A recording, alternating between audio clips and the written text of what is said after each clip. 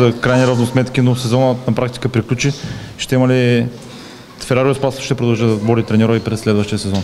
Не, от следващия сезон ще имаме нов треньорски екип. Съобщил го на футболисти, съобщил го и на треньорския щаб, така че ако това е някаква новина за вас, аз ви съобщавам. И разбира се, че новина е ясно ли кой ще е новия треньор? В момента не. Така, има време да решим това нещо. Шампионата беше такъв, че действително трябва да има по-сериозни промени, включително и така сме преценили в треньорския екип. И работим в тази насока. Със сигурност едно такова решение не е лесно, но основните причини, поради които го взехте като ръководство? Не е лесно решението, но за нас този шампионат така няма какво да го крие. Амбициите ни бяха доста по-сериозни. Шампионата го проведахме с 2 треньорски щаба, но така нещата не се получиха нито в първия етап, нито във втория етап, така че сме принудени да направим някаква промяна за новия шампионат. Ситуацията с играчите с изтичащи договори, визира Миво, Венци, Мапуко.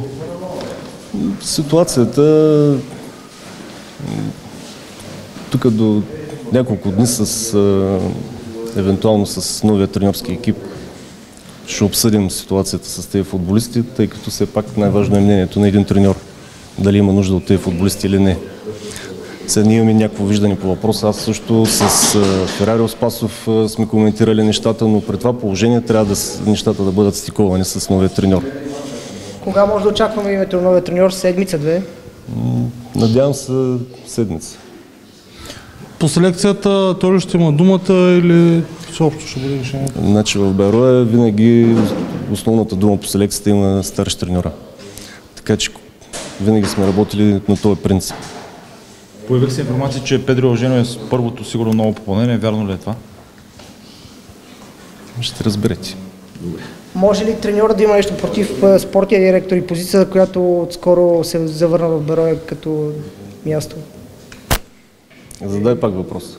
Дали новият старши треньор може да има нещо против позицията на спортен директор, защото в предишните години Берое работеше без спортен директор? Значи това са решения на ръководството в един клуб, по какъв начин ще бъде структуриран, така че най-малко един старши треньор трябва да вземе отношение за тези неща.